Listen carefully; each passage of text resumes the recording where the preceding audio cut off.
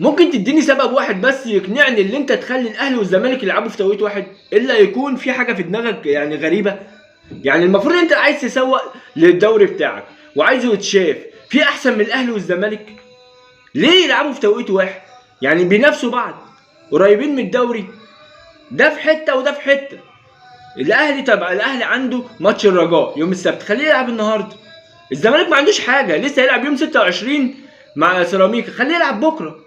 هو في احسن من الاهلي والزمالك عشان يسوقوا لك الدوري بتاعك؟ طب ما الزمالك في زملكاويه بيحبوا يتفرجوا على الاهلي، وفي اهلاويه بيحبوا يتفرجوا على الزمالك، اديك خسرتهم. وفي الوطن العربي بيحبوا يتفرجوا على الاهلي، وفي الوطن العربي بيحبوا يتفرجوا على الزمالك، اديك خسرتهم. يبقى منين انت عايز تسوق للدوري بتاعك؟ عايزه يتشاف. يعني اكبر فرقتين قاعده جماهيريه في الوطن العربي وفي مصر هو الاهلي والزمالك. ايه المبرر بقى اللي انا اخليهم يلعبوا الاثنين في توقيت واحد؟ طب في رمضان مش هينفع ده يلعب 7 وده يلعب 9 عشان خاطر رمضان والصوم والكلام ده والسحور والكلام ده، مش هينفع خالص. طب خلي واحد النهارده الاهلي عشان عنده ماتش يوم السبت مع الرجاء ربنا يوفقه، وخلي بكره الزمالك. سهله ومش مستاهله زي ما بيقولوا. اما بقى لو جينا نتكلم على الاهلي كسب سموحه، بص ده امر مفروغ منه. يعني ما تتكلمش على الاهلي اللي هو كسب مين في الدوري او ما كسبش. الاهلي الفريق الوحيد اللي ما خسرش في الدوري اصلا، اتعادل 5 وكسب 16. النهارده بيكسب سموحه 2-0، محمد شريف وكهربا. الاهلي في حته تانية في الدوري، مالكش دعوه بيه.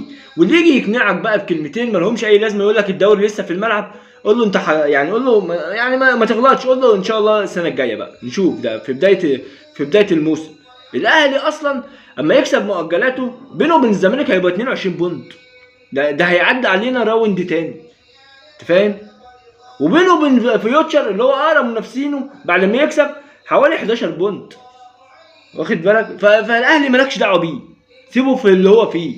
يعني الاهلي في حته رابعه، مش في حته تانية، في حته رابعه في الدوري. اما بالنسبه بقى للزمالك فيوتشر وبيراميدز، يعني عندك فيوتشر 48 بونت لعب 23، وبيراميدز 43 لعب 23، والزمالك 40 لعب 24. يعني ان شاء الله بقى يعني المنافسه بين الثلاث فرق دولت بقى ايه على المراكز ايه الثاني والثالث والرابع. سيبك من الاهلي، يعني خلاص الاهلي بقى عارف دنيته، بينزل يكسب 2 3.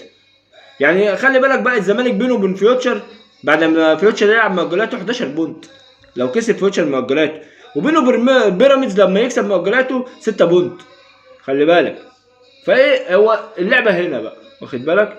فاتمنى يعني يا جماعه اما نيجي نسوق للمطوشه نشوف احنا بنسوقها لمين. اصل الاهلي جماهيره كتيره والزمالك جماهيره كتير، فبالعقل اللي انا ما اخليهمش يلعبوا في توقيت واحد، مفيش اي مبرر يعني. ولو انت لسه بتسمعني يا ريت تشترك في القناه وتفعل زر الجرس وتعمل لايك. سلام.